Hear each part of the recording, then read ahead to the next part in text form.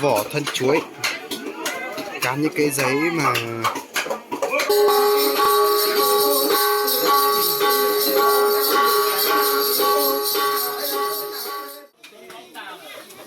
Xin chào các bạn. Hôm nay mình sẽ đưa các bạn chúng ta đi xem một cái buổi lễ cúng xua đuổi ma rất là đặc biệt của dòng họ chúng tôi.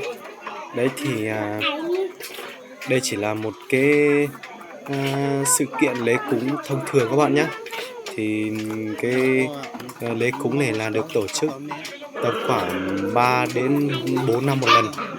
Các bạn, trong quá trình quay là nó sẽ có rất là nhiều tiếng ồn, rất là nhiều cái không thể quay được, không thể nghe được, thì mong các bạn thông cảm.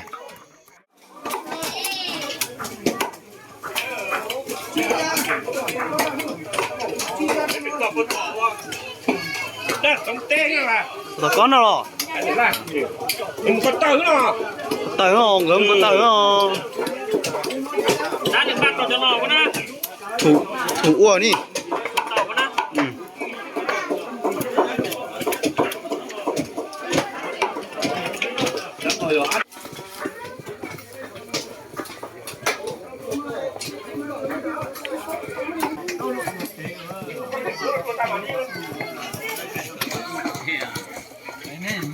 Còn trung to hơn rồi.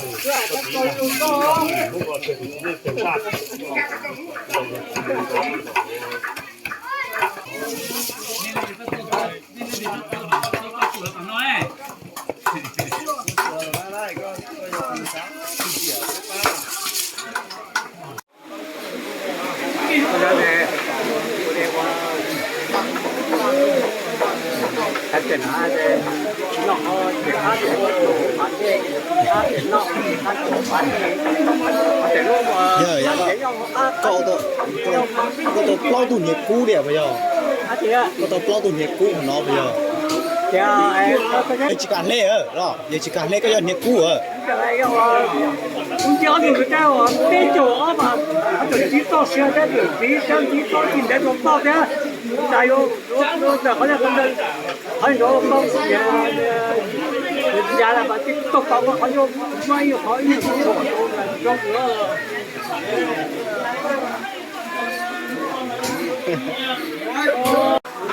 Mà cái có nhiều lúc đó ở phần đó đây một phần trên á, phần đó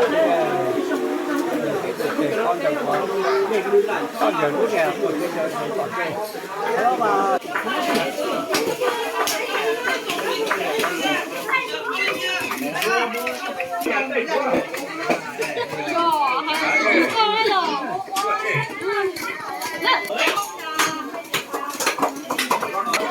Phía trên này là thân chuối, vỏ thân chuối, cán những cái giấy mà người chủ dòng họ cát rồi tô màu vào cho đó. Những cái dao vừa đấy họ làm là cho phía trước trên này, cho lên trên phía trước.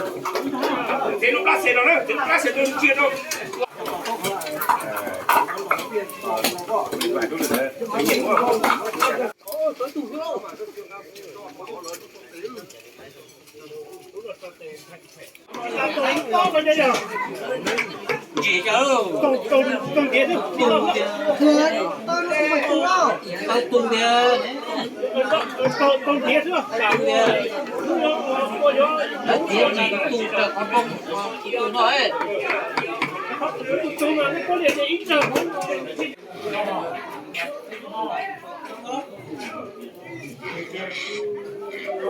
Bây giờ dòng họ sẽ chuẩn bị vào làm cái lễ, đó là lễ cúng hồn. Đấy, tất cả dòng họ sẽ về làm cái lễ cúng hồn. Xong rồi thầy cúng sẽ lên trên này thể hiện cái bản lĩnh thờ cúng.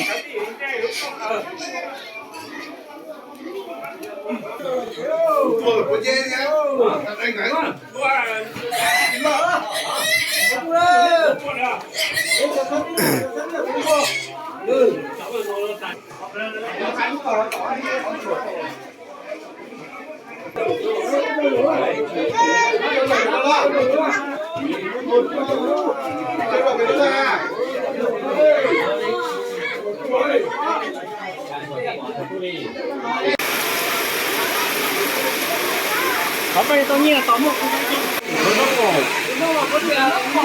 我走下去。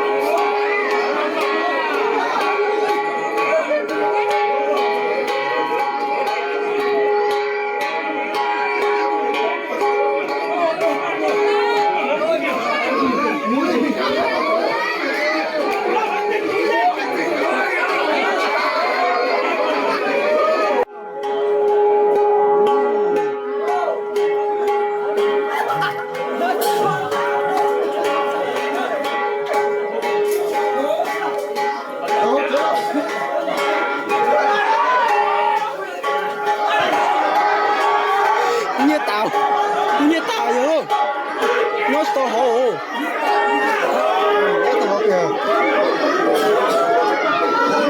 giờ nó có gì chứ ai nó để tôi đã ai gì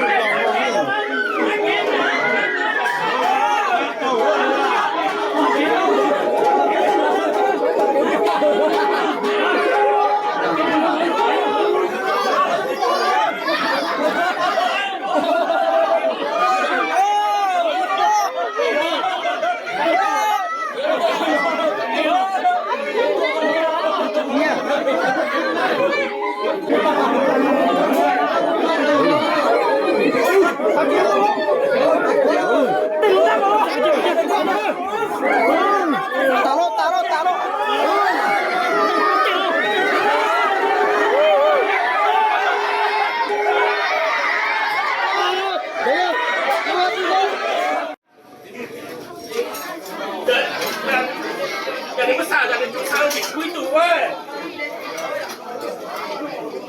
Dạ, đừng quá gì đi.